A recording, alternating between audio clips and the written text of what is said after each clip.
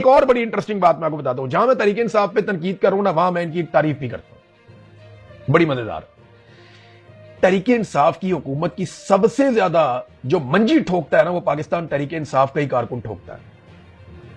सबसे ज्यादा इनके आगे जो बंद बांधता है ना 2 नंबरियों में और फ्रॉड में, ये तो पता नहीं क्या कुछ कर देते हैं अगर पाकिस्तान तहरीक इंसाफ का कारकुन इमरान खान के विजन के ऊपर ना खड़ा होता तो। एक एक बंदा इनको पड़ जाता है सोशल मीडिया पे और हर जगह पे इनको सवालात होते हैं कि जनाब आप मुराद ले रहे हैं, इमरान खान जेल में पड़ा। यानी जिस वक्त इमरान खान साहब की आंख के मसाइल चल रहे हैं, उनको निकाल निकाल कर अस्पतालों में ले जाया जा रहा है, उस वक्त खैबर पख्तूनख्वा में इस किस्म के बिल लाए जा रहे हैं, इस किस्म की चीजें की जा रही हैं, मुराद के बंदोबस्त किए जा रहे हैं। तो समझे ना आप इस बात को कि प्रायोरिटीज क्या है। लेकिन पाकिस्तान तहरीक इंसाफ का जो वर्कर है उसको शाबाश, वो पीएमएलएन या पीपल्स पार्टी के वर्कर की तरह नहीं है। पीटीआई जो है वो गलत टिकट जारी करती है तो वर्कर पड़ जाते हैं फौरी तौर पे। पीटीआई जो है वो कोई गलत फैसला करती है तो वर्कर जो है वो पीटीआई के खिलाफ हो जाते हैं। उस्मान बुज़दार को पाकिस्तान तहरीक इंसाफ के लोगों ने 3.5 साल तक तस्लीम नहीं किया। इमरान खान गलत साबित हुए एंड ऑफ द डे और लोग सही साबित हुए। वो उस्मान बुज़दार जो है वो छोड़कर चला गया इमरान खान को, इमरान खान गलत साबित हुए, लेकिन पाकिस्तान तहरीक इंसाफ के बाशऊर लोग ठीक साबित हुए। उन्होंने आखिरी दिन तक उस्मान बुज़दार को कबूल नहीं किया। कितनी मजेदार बात है। तो ये मुराद वाला खेल कोई नया नहीं है, ये पुराना है। आपको याद होगा उस्मान बुज़दार ने भी इसी तरह की कार्रवाइयां डालने की कोशिश की थी। ये एक बिल तब भी लेकर आए थे पंजाब के अंदर कि जनाब हर साबिक वजीर आला को फलानी फलानी मुराद मिलेंगी, अगर उसका लाहौर में घर नहीं है तो उसको घर दिया जाएगा और जीओआर के अंदर उसको फला फला अलाउंस भी दिया जाएगा। तो उस वक्त भी पाकिस्तान तहरीक इंसाफ ने बहुत चित्रोल की थी उस्मान बुज़दार की। मीडिया तो चुप ही रहता है। तो इमरान खान साहब ने फिर यह हरकत रुकवाई थी और इमरान खान साहब ने इसकी मुखालफत की थी। तो मैं आपको यह बताता हूं कि पाकिस्तान तहरीक इंसाफ एक्चुअली वो है जो इमरान खान की सोच है, और वो सोच आम आदमी तक चली गई है। अब आम आदमी अपनी ही पॉलिटिकल पार्टी में चढ़ जाता है जब कभी वो गलत फैसला करते हैं। लेकिन दूसरी तरफ आप देखें पीएमएलएन जो मर्जी करे, वो 11 अरब का जहाज लिया, वो 1100 अरब का भी जहाज लेगी ना, तो एक पीएमएलएन का कारकुन नहीं बोलेगा। वो पीका का ऑर्डिनेंस लेके आए, कोई और कानून लेकर आए, वो जो मर्जी कर ले, जितनी मर्जी फाशिज्म कर ले, कोई नहीं बोलेगा। पीएमएलएन के कारकुन को अगर वो चोरों को, डाकुओं को, लुटेरों को, गालम गलोच करने वालों को टिकट भी दे देंगे ना, ओहदे दे देंगे, तो पीएमएलएन का कारकुन नहीं बोलेगा। है ना इंटरेस्टिंग बात। ये बड़ी मजेदार बात है। ना नून लीग का कारकुन बोलता है, ना पीपल्स पार्टी का कारकुन बोलता है, क्योंकि उनके लीडरों ने इतनी बेईमानी की है कि कारकुनों की जुबानें ही बंद हो गई हैं। वो उनसे कुछ अच्छा एक्सपेक्ट ही नहीं करते। लेकिन पीटीआई का कारकुन जो है उसको इसलिए शाबाश है कि वो अपनी पॉलिटिकल पार्टी के ऊपर अटैक कर देता है कि जनाब ये गलत काम कर रहे हो, हम नहीं होने देंगे, हम इसको सपोर्ट नहीं करेंगे। पीएमएलएन गलत काम करती है तो उनका जो सोशल मीडिया का जो वोटर सपोर्टर जो भी है वो आ जाता है उसको डिफेंड करने के लिए। ये जबरदस्त चीज है और इसी से पाकिस्तान की बेहतरी की उम्मीद की जा सकती है। बाकी पॉलिटिकल पार्टीज को भी ऐसा ही कल्चर अपनी पॉलिटिकल पार्टीज के अंदर जरूर मुतारिफ करना चाहिए और शामिल करवाना चाहिए। नाजरीन, एक और चीज की गई खैबर पख्तूनख्वा में जो मुझे एक सीनियर जर्नलिस्ट हैं उन्होंने बताई, मैं हैरान रह गया। फिर मैंने उसको थोड़ा गौर किया तो वाकई ये कार्रवाई डाल रहे हैं कि जनाब जब तक कोई बिल हम टेबल ना करें तब तक आप उसके ऊपर खबर ही नहीं दे सकते, और अगर आपने उसके ऊपर कोई नेगेटिव खबर दे दी तो उन्होंने वहां पे एक जुडिशियल कमेटी बना रहे और वो ये फैसला करेगी कि आपको कितने महीने तक जेल में डालना है। तो अगर आपको जेल में डाल दिया तो आप किसी और अदालत में जाके अपील भी नहीं कर सकते। ये क्या बात हुई। 28वीं आईनी तरमीम अभी तक टेबल नहीं हुई। मैं उसके बारे में अक्सर खबर देता रहता हूं, जो मुझे खबर मिलती है मैं आपको बताता हूं। तो ये तो फिर बड़ा आसान हो जाएगा कि कौमी असेंबली के अंदर 4 एमएनएस की कमेटी बना देंगे। वो कहेंगे जी इमरान रियाज को हमने 6 महीने की सजा सुना दी है और मैं किसी और अदालत में जाके अपील भी नहीं कर सकूंगा। ये सख्त ज्यादती है। ये जो चीजें की जा रही हैं इनको बंद करें, वरना कल को आपने अपोजिशन में भी जाना है। कभी आप हुकूमत में होते हैं, कभी आप अपोजिशन में होते हैं। तो इस किस्म की चीजें करके आप मीडिया का मुंह बंद करेंगे और मीडिया फिर आपका भी मुंह बंद करेगा जब वक्त आएगा। तो फिर आप देखिएगा। देखिए ना लाहौर पुलिस के साथ क्या हुआ। उन्होंने मीडिया को बहुत नाको चने चबुआ के रखा हुआ था, अहमियत ही नहीं दे रहे थे, बात ही नहीं सुनते थे। मीडिया खबरें देता था, वो उनको आगे से दफ्तरों से निकलवा देते थे, नौकरियां बंद करवा देते थे, बीटें चेंज करवा देते थे। जब मीडिया के हथे चढ़े तो मीडिया ने उनके ऊपर चढ़ाई कर दी। हालांकि वहां पे बड़ा मौका था, मीडिया के पास बहुत सारे आम सवाल किए जा सकते थे। मरियम नवाज की नाजरीन ब्रांडिंग की जा रही है। डार के बेटे की भी ब्रांडिंग हो रही है। प्लान ये है कि मरियम नवाज को वजीर आजम बनाया जाएगा और डार के बेटे को वजीर आला पंजाब बनाया जाएगा। हमजा शहबाज की जनाब छुट्टी की जाएगी। मरियम नवाज ने किया क्या है? सारे गेम उठा के रखते जी, सबसे अच्छी वजीर आला, सबसे ज्यादा काम। हाँ, वो सबसे अच्छे कपड़े पहनती है, बिल्कुल बात ठीक है। सबसे ज्यादा पैसा खर्च करती है, बिल्कुल बात ठीक है। सबसे ज्यादा प्रोटोकॉल लेती है, बात बिल्कुल ठीक है। सबसे महंगे तैयारे के अंदर सैर करती है पूरी दुनिया की, बात बिल्कुल ठीक है। बैरून मुल्क भी जाती है वजीर आजम का प्रोटोकॉल लेकर, बात बिल्कुल ठीक है। और उसने किसानों का बेड़ा गर्क कर दिया, बात बिल्कुल ठीक है। गरीब आदमी का सत्यानाश कर दिया, बात बिल्कुल ठीक है। तीसरा साल है, गंदम का बोरान खत्म नहीं हो रहा, बात बिल्कुल ठीक है। मजदूर को बेहाल कर दिया, स्कूल प्राइवेटाइज कर दिए, महकमा से तबाह कर दिया। कानून की सूरत हाल आपके सामने है कि कानून रखेल बन गया ताकतवर आदमी के घर की। जब रजा डार का नाम आया तो कानून जो है उसकी चीखें निकल गई। गरीब आदमी के नेफे में पिस्तौल चलाने वाला कानून जो है, उनके अपने नेफे में पिस्तौल चला दिया रजा डार ने। ये नाजरीन सारा कुछ हुआ क्योंकि मरियम नवाज को गवर्नेंस का नहीं पता। मरियम नवाज की लेकिन ब्रांडिंग की जा रही है कि उसको हमने वजीर आजम बनाना है और अली डार को हमने वजीर आला बनाना है, और लोग अब ये बात करना भी शुरू हो गए। अच्छा, ये जो रजा डार वाला मामला ना, इसमें एक और चीज सामने आई है। मैं जाते जाते आपको ये चीज आपके सामने में रख देता हूं। ये है जनाब, मामला जो है ना, वो पहले कहा जा रहा था $15 लाख है, $1.5 मिलियन, लेकिन अब ये मामला $4.5 करोड़ तक पहुंच गया। यानी जो गैर मुल्की खवातीन का अगवा और ज्यादती का जो केस है ना, मजीद 4 अफराद को पुलिस ने हिरासत में लिया है। और जराए ये बता रहे हैं कि खवातीन को क्रिप्टो करेंसी में मजीद कारोबार करने का झांसा देकर पाकिस्तान बुलाया गया। क्रिप्टो करेंसी में $1.5 करोड़ की मजीद सरमायाकारी के लिए एक सिकंदर नामी मुलजिम को सामने लाया गया। ये जो सिकंदर है ना, ये रिश्तेदार है उसका, अली डार का, ये भी रिश्तेदार है। मैंने आपको कहा था ना कि एक रिश्तेदार और भी है, थोड़े दिन पहले मैंने आपको बताया था। तो इसी तरह ये जो रजा डार है, ये सिकंदर डार है, ये आपस में रिश्तेदार है। जराये के मुताबिक खवातीन को पाकिस्तान बुलाने का मकसद $4.5 करोड़ रिकवर करना था। थोड़ा अर्सा पहले आपने खबर सुनी थी ना कि एक पाकिस्तान में बड़े आदमी के बच्चों के क्रिप्टो के अंदर बहुत सारे पैसे डूब गए। सवाल मेरा यह है कि इन बेशर्मों के पास छोटी छोटी उम्रों में ये करोड़ों अरबों रुपए कहां से आ जाते हैं? यार ये मजाक है, $4.5 करोड़, ये मजाक है। वो सारी जिंदगी कोई आदमी इतने पैसे नहीं कमा सकता। अच्छे खासे कारोबारी लोग सारी जिंदगी इतना पैसा नहीं कमा सकते। ये छोटे छोटे बच्चे करोड़ों डॉलर के अंदर डीलें कर रहे होते हैं बैठ के, और फिर पैसे पूरे करने के लिए ये बाहर से औरतों को झांसा देकर लेकर आते हैं। फिर वहां पे जो इन्होंने गंद मारा वो आपके सामने, पूरी दुनिया में पाकिस्तान की बदनामी हो रही है और पुलिस अब भी उन्हें बचाने की कोशिश कर रही है। और इमरान खान साहब को कैद में गए हुए 2 साल मुकम्मल हो गए हैं। इन 2 सालों में इमरान खान साहब ने इंतहा की बहादुरी और दिलेरी दिखाई है।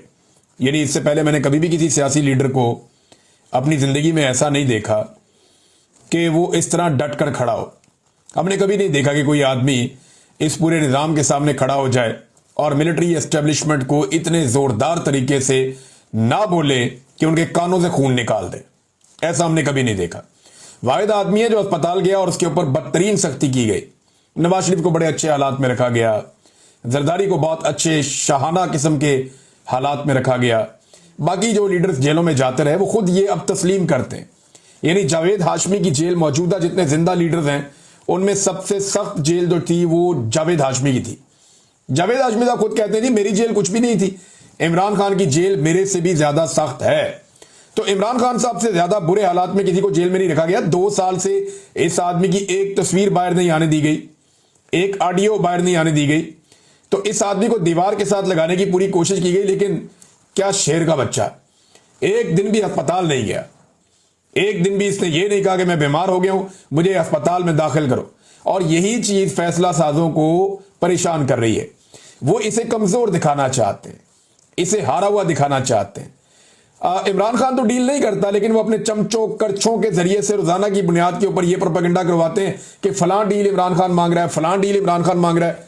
और भाई आप तो रोजाना उसको ऑफर्स करते हैं। अब तो आपके अपने लोग अंदर से टाउट ये कहना शुरू हो गए हैं कि फलां फलां वक्त के अंदर इमरान खान को डील ऑफर की गई और उसने चप्पल उतार ली। इमरान खान ने कहा जी मैं तो डील नहीं करता, जो दिल करता है करो, उल्टा लटक जाना लटक जाओ, मैं डील नहीं करता। पाकिस्तान की खातिर जिसने मेरे साथ बात करनी है तो अपने मुल्क की खातिर मैं अपना दिल बड़ा करूंगा, लेकिन मुझे अपने लिए कोई डील नहीं चाहिए। ये इमरान खान साहब का अटल फैसला है और वो बार बार ये बात साबित कर रहे हैं। इमरान खान साहब की मिसाल ऐसे है कि जैसे कोई आदमी अंधेरे से लड़ रहा है, वो रोशनी कर सके या ना कर सके, वो अंधेरे के साथ सुलह नहीं करेगा। ये इमरान खान साहब की अगर आप सादा मिसाल लें तो पाकिस्तान की तारीख में इस आदमी ने रिकॉर्ड बना दिया कि लंबे अरसे तक बगैर बीमारी और बीमारी के बहाने के ये जेल के अंदर मौजूद है। ऐसा इससे पहले कोई नहीं कर सका और इस वजह से सारा पाकिस्तान इसके साथ खड़ा है। आज 5 अगस्त वाले दिन पूरे पाकिस्तान ने साबित किया कि इमरान खान पाकिस्तान का सबसे रेलिवेंट आदमी है। जेल में बैठा हुआ शख्स पाकिस्तान का सबसे कीमती और सबसे इंपॉर्टेंट आदमी है। यानी ना कोई फील्ड मार्शल इतना अहम है, ना कोई सदर इतना अहम है, ना कोई वजीर आजम इतना अहम है, ना किसी और ओहदे में बैठा हुआ कोई शख्स इतना अहम है, किसी और सियासी जमात का कोई सरबराह इतना अहम नहीं है जितना एक आदमी अवाम की नजर में अहम है जो जेल में बैठा हुआ है। अगर किसी को यकीन नहीं आता तो इमरान खान के मुकाबले में पाकिस्तान के किसी भी हल्के से इमरान खान एक बंदे को ड्यूटी लगा देना कि ये वाला वो बंदा है जिसको आपने वोट डालने हैं, तो ये सारे मिलकर भी इलेक्शन लड़ लें, इमरान खान के उस बंदे के मुकाबले में इलेक्शन नहीं जीत सकते अगर फेयर एंड फ्री इलेक्शन हो तो नाजरीन, ये सबने अपनी अपनी बदकिस्मती, अब इन सब की बदकिस्मती है, इररेलेवेंट हो गए, रेलिवेंट ही नहीं है। इदारों के अंदर बैठे हुए लोग कोई रेलिवेंसी नहीं है, ओहदों के ऊपर बैठे हुए, हुकूमत के अंदर बैठे हुए लोग कोई रेलिवेंसी नहीं है। रेलिवेंसी किसकी है? कोई टॉक शो उठा ले। रेलिवेंसी किसकी है? कोई आप सोशल मीडिया उठा ले। रेलिवेंसी किसकी है? आप इंटरनेशनल या नेशनल कोई भी एक मामला उठाएं, आपको पता चलता है इमरान खान इंपॉर्टेंट है। और इमरान खान की इंपॉर्टेंस इतनी ज्यादा है कि ये सारे अपनी अपनी अहमियत इकट्ठी भी कर लेना तो वो उसका 5% भी नहीं बनती। तो आज तो इमरान खान का तोती बोल रहा है और उसके पीछे जो सबसे बड़ी वजह है कि उसने 70 साल से पाकिस्तान पर मुसल्लत जो जाबराना निजाम है उसको चैलेंज कर दिया। इमरान खान ने उसके सामने सरेंडर नहीं किया।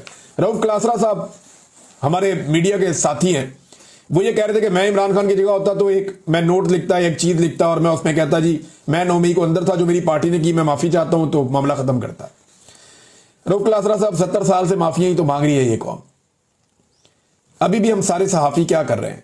जो जुल्म कर रहा है, जबर कर रहा है, फस्तायत कर रहा है, मार रहा है सबको, उसको बुरा नहीं कहते। जिसे मार पड़ रही है उसे हम कहते हैं कि तुम सुलह कर लो। जो कमजोर है, जिसको मार पड़ रही है, जिसके साथ ज्यादती हो रही है, यानी यही नवाज शरीफ को भी मशवरे दिए गए, यही मशवरे जरदारी को दिए गए, यही मशवरे बेनजीर को और जुल्फिकार जी भुट्टो को भी दिए गए। तमाम फातिमा जिन्ना को भी ऐसे मशवरे देने वाले लोग होंगे। आज इमरान खान को भी वही मशवरे दे रहे हैं।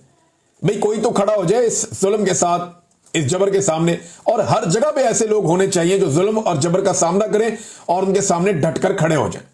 जैसे मैं बड़े फख्र से कह सकता हूं, शायरों के अंदर एक शायर है अहमद फरहाद, वो डटकर खड़ा हो गया। उसने कहा मैं हार नहीं मानता, मैं तुमसे माफी नहीं मांगूंगा, मैं तुम्हारे सामने नहीं झुकूंगा, मेरे घुटने जमीन पर नहीं लगेंगे। खड़ा हो गया, डट गया, शेर का बच्चा।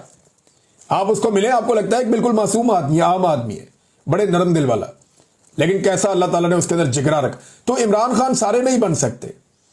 वो डट गया इस निजाम के सामने और उसने साबित किया कि वो पाकिस्तान का सबसे रेलिवेंट आदमी है। नाज़रीन, पंजाब में जो जबर और फस्तायत है उसके बावजूद पंजाब ने जो है वो कमाल किस्म की मुजामत की है। आलिया हमजा जो छोटे छोटे प्रोग्राम्स कर रही थी, मुख्तलिफ जगहों पर जाकर अपने बंदे पाकिस्तान तहरीके इंसाफ के उनको मोटिवेट कर रही थी और नए ओहदेदार आ रहे थे, उसका इंपैक्ट नजर आया। हमने देहातों की सतह में देखा, बड़ी बड़ी रैलियां निकली, यानी शहरों से ज्यादा देहातों में बड़ा काम हुआ है पंजाब के अंदर। बहुत सारे लोगों ने बहुत सारे इलाकों में, यानी अगर आप गिनती करें तो सैकड़ों जगह पे पंजाब में बड़ा शानदार एहतजाज किया पाकिस्तान तहरीके इंसाफ ने।